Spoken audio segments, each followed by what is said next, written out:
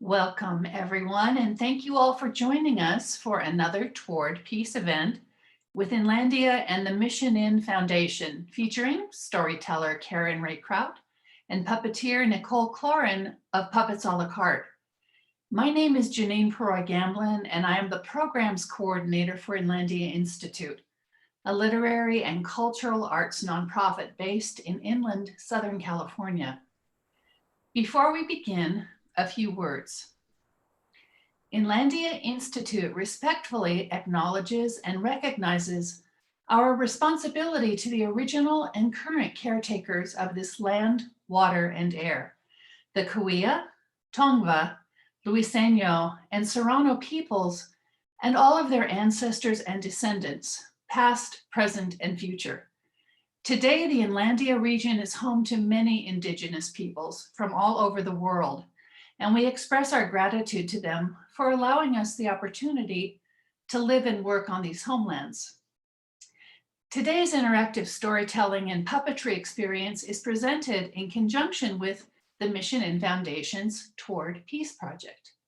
Here now is Project Director Teresa Hanley to tell you more about it. Welcome, Teresa. Thank you, Janine. And on behalf of the Mission Inn Foundation, welcome everyone to Universal Stories of Friendship and Understanding. The Mission Inn Foundation and Museum is a nonprofit organization exploring the history and importance of the Mission Inn and its relationship to our community. One little known aspect of that history is that Frank Miller, the founder of the Mission Inn, was a peace activist. The Peace and Friendship Tower on Mount Rubidoux was built in 1925 and dedicated to his efforts to promote peace and international understanding. Toward Peace, our project, is a multifaceted activity exploring this history of Miller's peace activism and its legacy for us today. Frank Miller's peace thought was very much based in his ideas of multiculturalism and international understanding.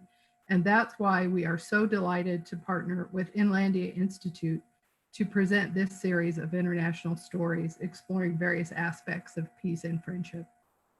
Today's presentation comes from Kazakhstan, and this is the third in our series of universal stories.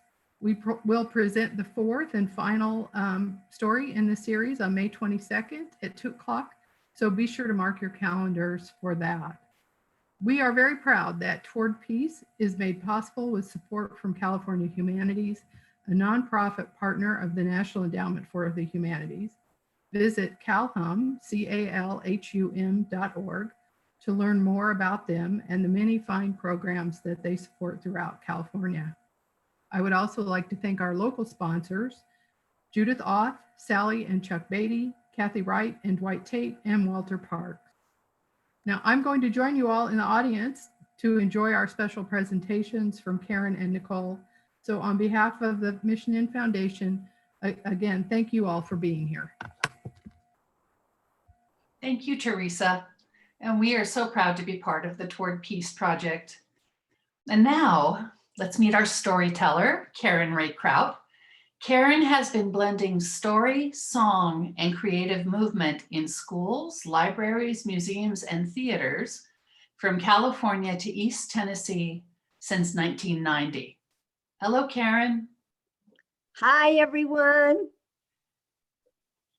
And here's our puppeteer, Nicole Cloran of Puppets a la carte.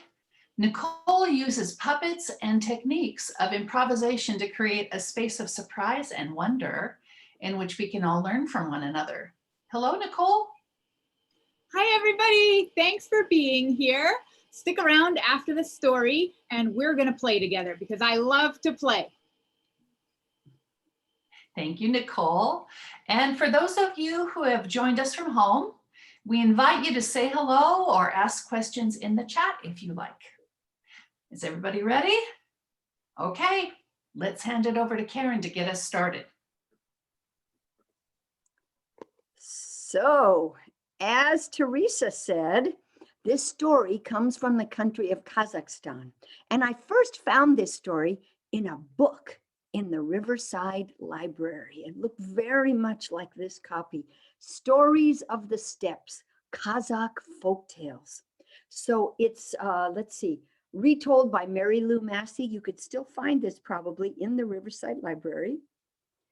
And we also have a map prepared for us by Katie Porter, the Inlandia Executive Director. So you can see where Kazakhstan is. It's in the region known as Central Asia, southwest of Russia, a little northwest of China. And there's the Middle East and Europe over to the west. And as you probably just noticed, it was Stories of the Steppes. So we would just like to show you what the Central Asian steppe looks like. It's a vast grassland. And as you can see, there are not any trees there. So whenever they talk about the steppe, now you kind of have an idea what they're talking about in this story. So the story starts like this. Once there were two friends named Asan and Hassan. They had been friends since childhood. They both married young, and Asan had a lovely daughter. Hassan had a fine son. But sadly, both of their wives died young, which caused them to draw even closer together as best of friends. Asan ran a little farm, and Hassan had a flock of sheep. And they went on this way for many years. But one day, after a hard winter, Hassan came stumbling to Asan's house and said, "Asan, I must bid you farewell. All my sheep have died from not finding any food in the frozen ground. I must wander the earth to find a way to make my living." But Asan said, "Hassan, you already have half of my heart. Take half of my land. Farm the land with me and stay here." Hassan gratefully accepted his friend's help and started to farm on half of that land. And that life went on for the two of them for weeks, for months, and years. And one day, as Hassan was digging in his half of the ground, and you could show how he dug if you want to. Oh,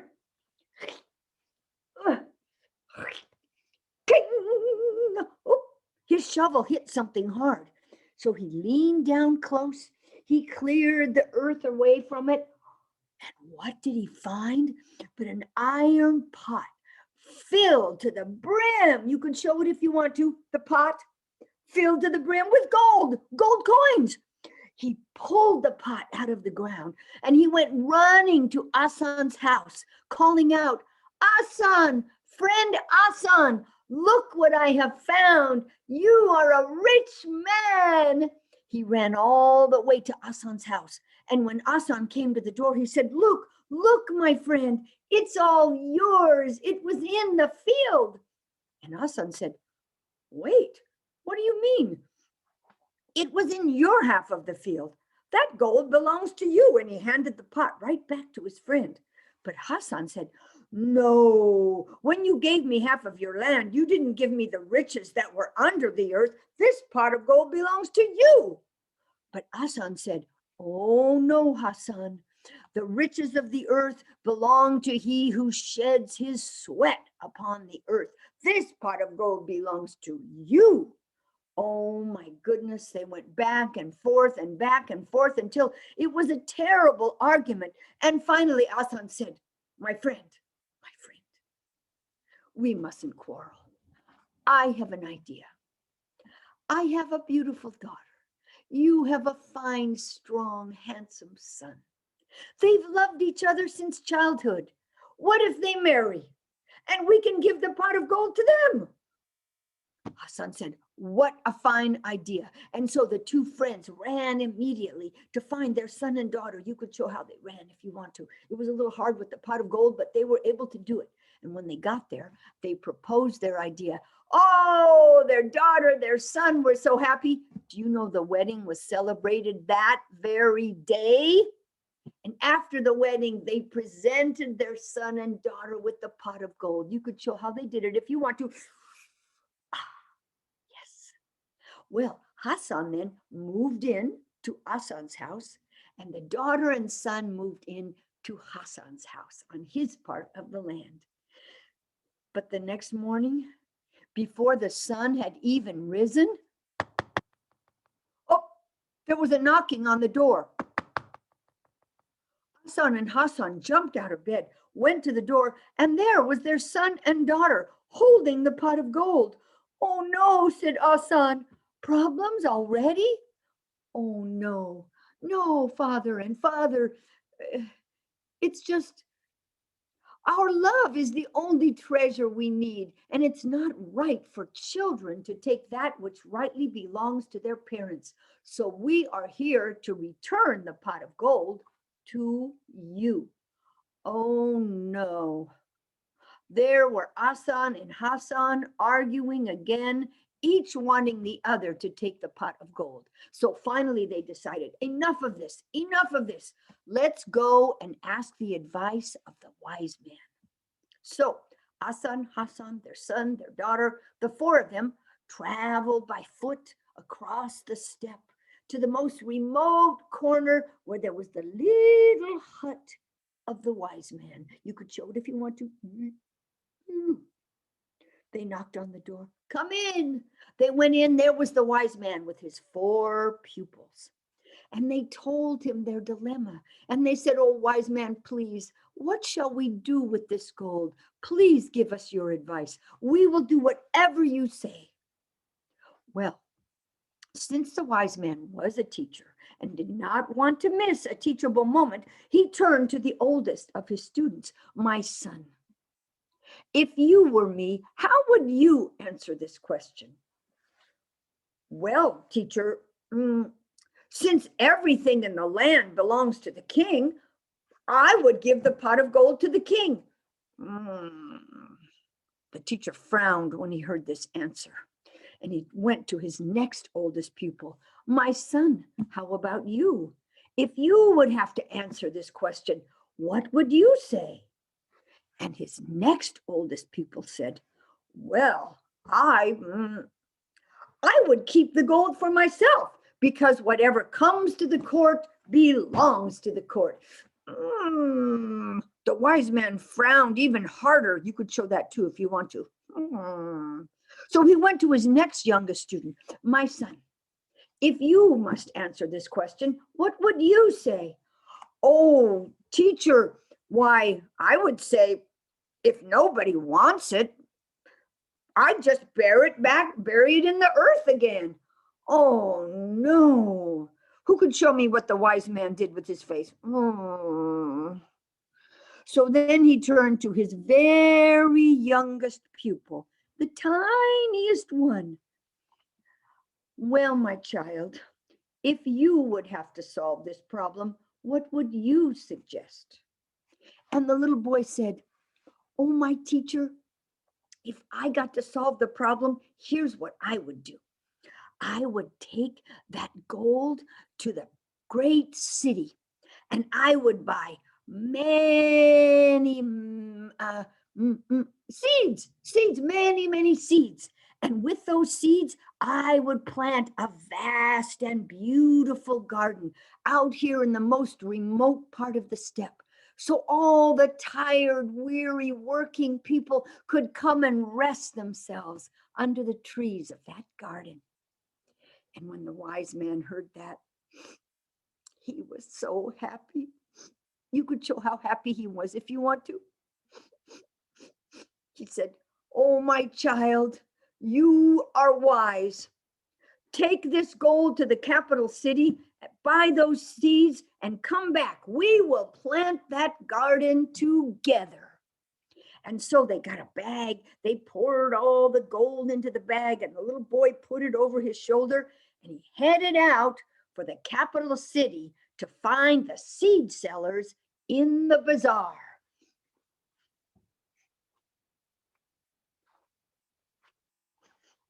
He walked and walked and walked until he got to the bazaar. And when he was just about to look around for the sellers of seeds, he heard the tinkling of caravan bells and great high shrieks. He turned to look, and what did he see? But a long caravan stretching out as far as the eye could see. But instead of carrying bags of produce or fabric, the camels were carrying birds, thousands and thousands of multicolored birds. They were tied by their feet to the camels' backs. And as the camels swayed as they walked, the heads of the birds were knocking against the sides of the camels. And each time their heads knocked, they would shriek. Oh, it was horrible. Oh, the little boy started to cry. Before he even thought what he was doing, he ran to the leader of that caravan. How could you do that to these beautiful birds? Where are you taking these birds? The leader of the caravan said, "These birds are going to the table of the king for a magnificent banquet, and he will pay me 500 pieces of gold for it."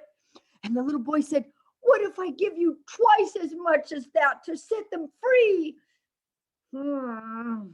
He didn't pay any attention to the boy, but when the boy took that pack off his back and opened the top, and the caravan leader saw all that gold, he turned immediately to his men and said, "Free the birds!" You can try it if you want to. Let's try it.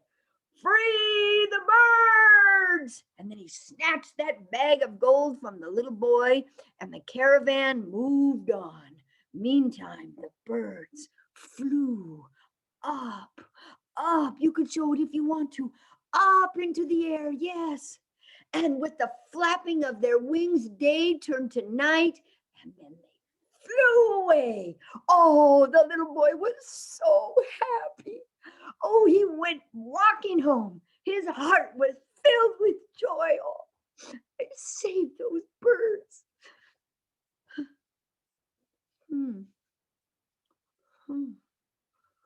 Oh dear. As he got closer and closer to home, he remembered his promise. Oh no, I promised those two kind gentlemen that I would buy seeds for a beautiful garden for the poor. Oh, I promised my teacher that I would buy those seeds for a beautiful garden, a garden for the people. Oh, what have I done? The more he thought about it, his tears began to flow. And finally, he sank down on his knees and he sobbed and sobbed until he cried himself to sleep. But as he lay there, exhausted, sleeping, he had a dream. And you could show it if you want to. It was a dream. And in that dream, a magnificent multicolored bird flew down from the sky and landed on his chest. You could show it if you want to. Ooh. And the bird began to sing, but it was a human voice. And he said, "Don't fear. We cannot return the gold to you, but we will give you something in return. Please wake up and see what we have done." And then the bird flew up off his chest, and the little boy woke up.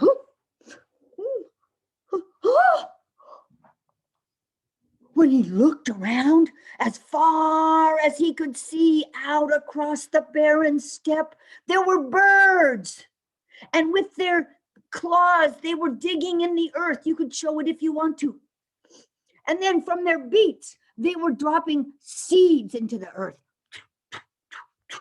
And then they were covering up the seeds with dirt, using their wings to cover them up. And then the birds flew up, up, up into the air until the sky was dark with the flapping of their wings, and they flew away.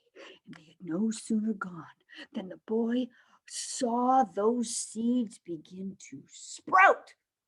They grew before his eyes until the little sprouts became full-grown, magnificent trees filled with branches and thick green leaves. And then blossoms appeared, and then the blossoms fell, and gorgeous golden apples appeared on the trees. And then vines of grapes twined around the trees, and broad paths appeared, and irrigation ditches were everywhere, paved with precious stones. Oh, it was the most magnificent garden anyone had ever seen in this world. And so the boy jumped up and he ran as fast as he could to tell his teacher. You could show how he ran if you want to. Oh, teacher. And there with his teacher were Asa and Hassan and their son and their daughter. And when they heard about the garden, everyone ran with the little boy to the garden. Oh, we can't wait to see it. And word of the garden spread everywhere. And from all corners of the steppe, people started traveling toward the garden. But of course, the regular people, the poor people, had to travel on foot. But the noblemen had fast horses, so they rode, and they were the first one to get there. But as soon as the rich nobleman arrived, whoop, a great wall appeared around the garden, and iron gates, bing! Each gate had 7 locks. Boom, boom, boom, boom, boom. Those rich men couldn't get in. When they stood up on their saddles and tried to crawl over the wall, pooh! They were knocked back on their backs. And so they gave up and rode away. But when the people who came on foot arrived, the gates opened. Bing, bing, bing, bing, bing. And the people went into the garden. There was room for everyone. It was so huge. And the people walked under the shady trees, and they ate the sweet apples and grapes, and they sat on the soft grass, and they told stories. They sang songs. And when night fell, they stretched out under those trees and slept like they had never slept in their entire lives. And do you know what the people who tell this story say? If you should travel to Kazakhstan, go out into the steppes, and you will find that garden. And in that garden, the great grandchildren of Asan and Hassan still protect and tend the magic garden. And that's the end of that. And now let's turn this over to Nicole.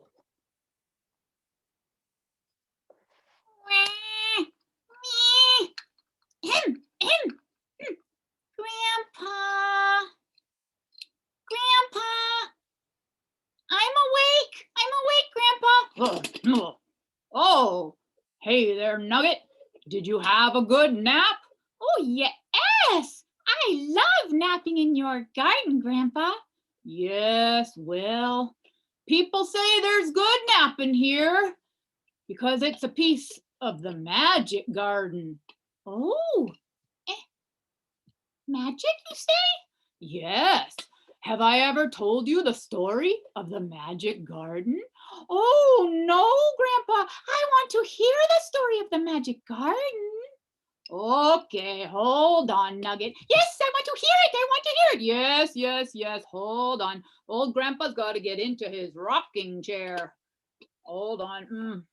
Yep. Oh, there I go. Oh. Ah. Oh, yeah. I like my rocking chair. All right, Nugget. I'm ready. Hop on up. Oh, boy. Thanks, Grandpa. Come on. Okay. So, once, long ago, lived 2 friends, Hassan and Asa. And that's where we will leave Grandpa and Nugget, because you just heard that story. Karen told us the story of the magic garden, and thank you, Karen. It's so fun to hear that story. So as you know, I'm a puppeteer. My name is Nicole.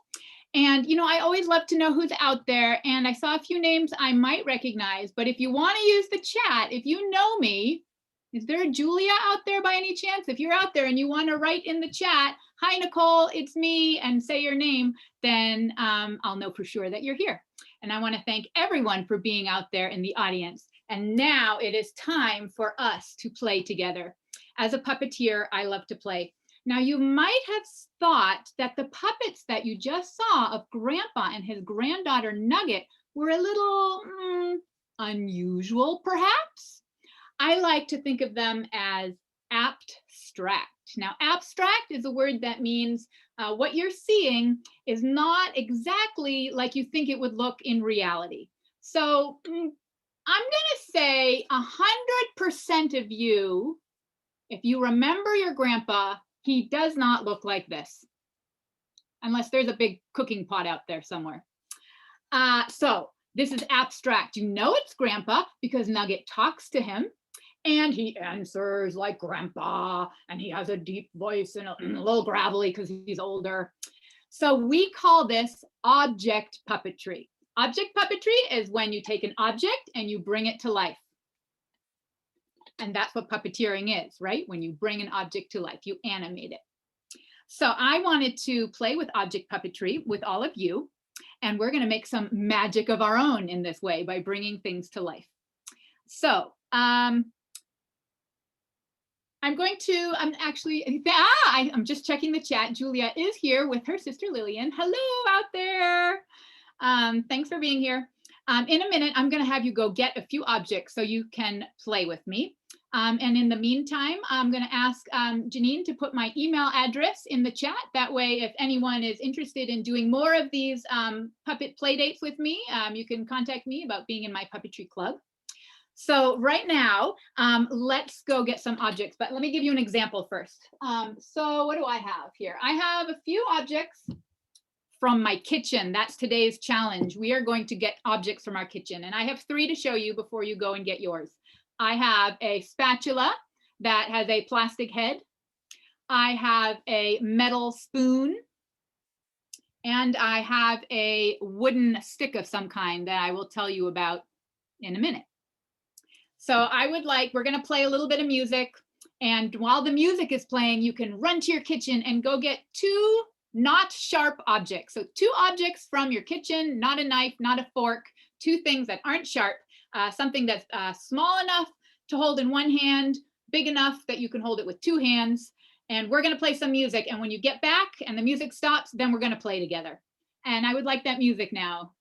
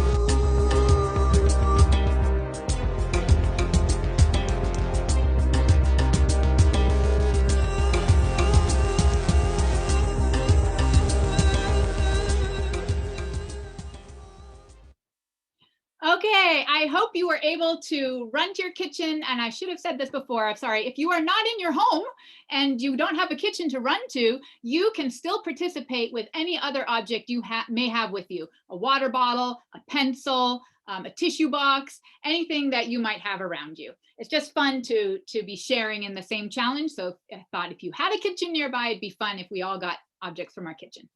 Okay, so the first thing we do as puppeteers, no matter what puppet we have, is we examine and explore our puppet. So today, pick one of your two objects, and we're going to use our senses to explore. So I'm going to use my sense of touch first, and I feel that this is a wooden object, and it's quite smooth. But I notice up here it has some slits in it that make it a bit rough.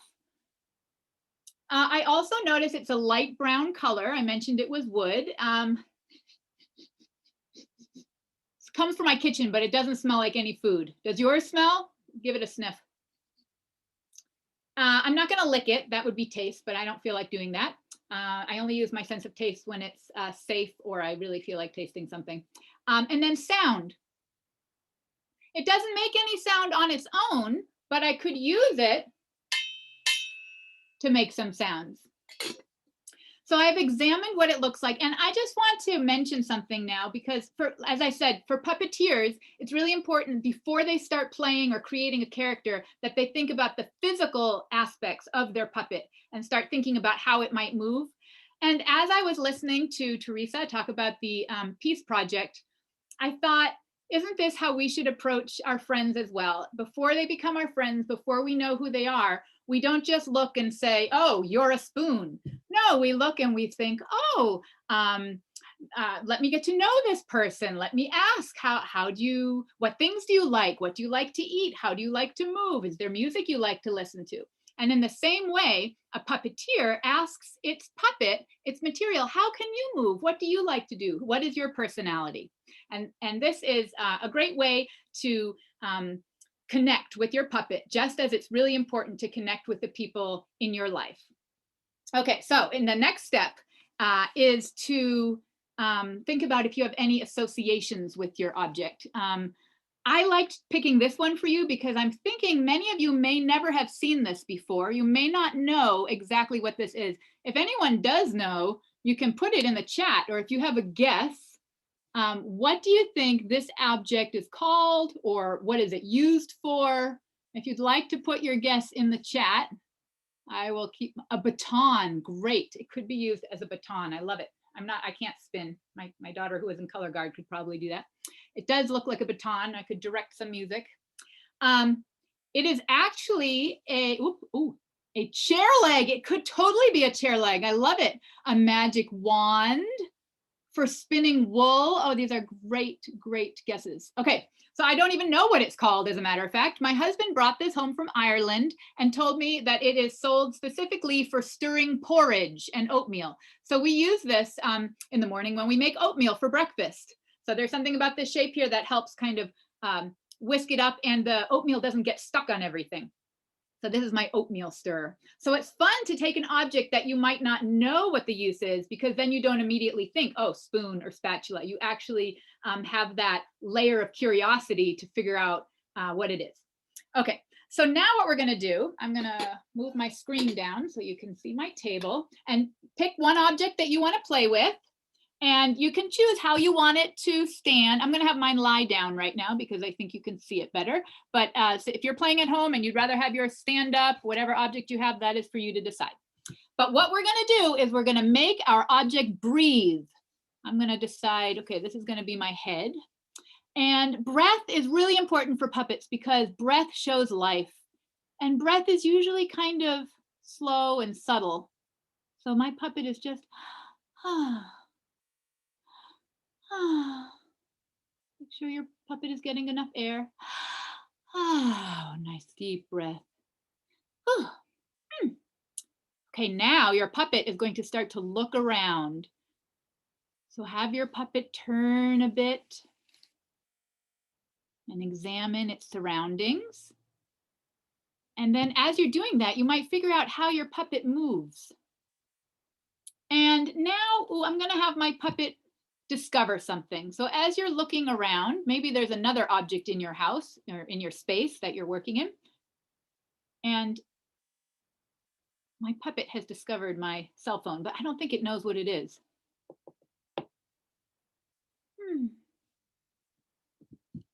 Ooh, it made it turn on.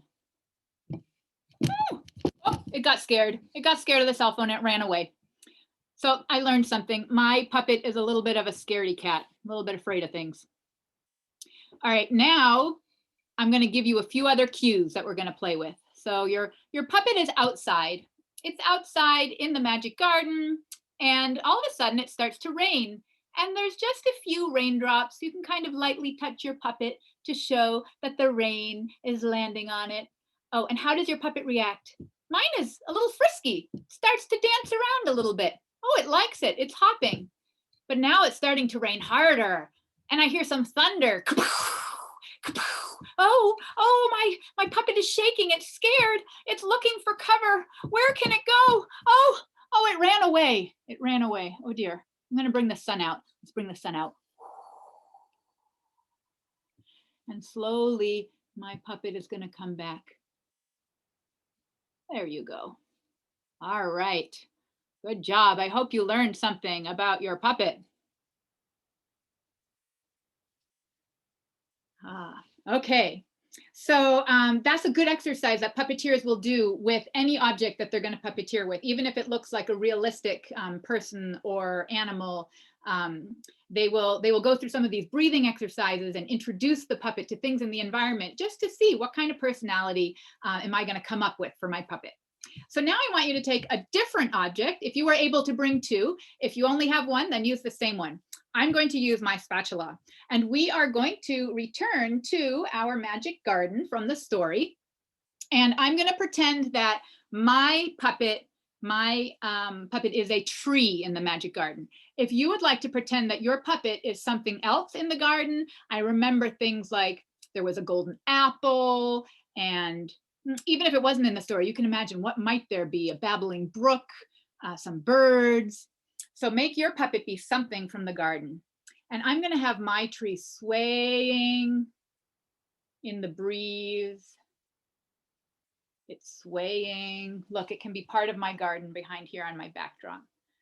And now it's getting really windy. And guess what? It's a magic garden. So my tree is going to run away to a different spot. Not so windy over here. I like that.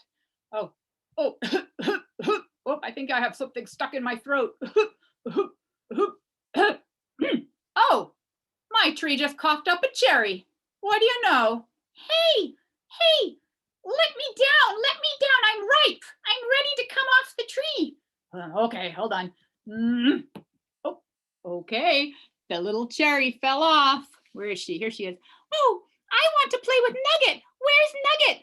I think Nugget's with her grandpa. I'm going to go find Nugget. And off runs the cherry. Can we remember where Nugget is? I think Nugget is in here with Grandpa. Grandpa, Mr. Grandpa, can I play with Nugget?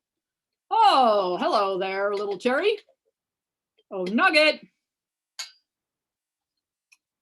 Oh, hi, cherry. Let's go play. Whee! Bye, Grandpa. We're going to go play in the garden. Whee! And off they go to play. Little Sherry the cherry maybe, and Nugget, the gold coin. They're good friends. Okay, good job. I hope you were able to, you see how easily you can start coming up with little stories just based on maybe a story that you just heard, based on knowing one character and then adding a second character and having them interact. That's how puppet shows begin. So the last thing I wanted to share with you is that there is one other form, or at least one other form of object puppetry. What I've been showing you and what you've hopefully been playing along with me is pure object puppetry, where you just take an object and you bring it to life. But you can also take an object and add things to it so that it can come to life with a face. Oh la la! Oh la la, the banquet is about to begin. I must cook. I must stir the soup. I must get the corn going. I must start. What do I have to do? Oh, I have to soak the beans. Oh my goodness, I have so much to do. Okay, there's my spoon. Let's see what else I have. Yes. Hey, my name is Monica. I own a boutique. I like to do your hair. Would you like to make an appointment? Yes, you call me. That was Monique from a hairbrush. I think you can see that. And finally, we have, hola, me llamo Juani, y me gusta tocar la guitarra. Well, I'm sorry, I may have made Juani speak not the best Spanish, but it's fun to practice any languages you may know or may be learning. Julia could probably correct me. So this is a little toy guitar, and you can hear it even makes a little bit of sound. So maybe as I develop Juani's personality, maybe sometimes some of the sound Juani makes will actually be his strings. Maybe not. So you can do that. If you have some objects that you're allowed to add things to, then you can make a simple puppet like this and come up with a personality. All right, well, oh, I know what I wanted to tell you. So this puppet in particular kind of reminds me of, if you've seen the Disney movie Beauty and the Beast, the castle is enchanted and the objects come to life. And you may know the word, these are animated films, and animated means brought to life, anime, life. So just like animation movies are about drawings that come to life, or claymation, clay that gets moved to look like it's alive, puppetry is another form of animation. It's bringing things to life. So I think I was just checking my notes to make sure I didn't forget anything. If you have any questions, you can put it in the chat real quick. If not, I want to encourage you to find objects around your house. Maybe dinner time tonight will be a little more exciting than usual. Perhaps your spoon will talk to your fork, I don't know. But have fun with objects around you and using your imagination, and thinking about how stories enrich all of our lives in so many ways, and how we can share things about ourselves and learn things about others. Have a wonderful rest of your weekend, and I hope to see you again soon. Goodbye. That was amazing and so much fun. Thank you so much, Nicole. And we are glad you could all be here with us this afternoon. We would like to thank you again and thank the Mission Inn Foundation, California Humanities, Karen and Nicole, and all of you at home. And don't forget, Around the World with Karen and Nicole will be back again on May 22nd for another Toward Peace performance with a story from the American Southwest called Good Advice. You can keep track of all our stories and events by following Inlandia and the Mission Inn Museum on social media. There is always something going on, and we don't want you to miss out. No matter how you do it, please stay in touch, and we'll see you again soon. Goodbye.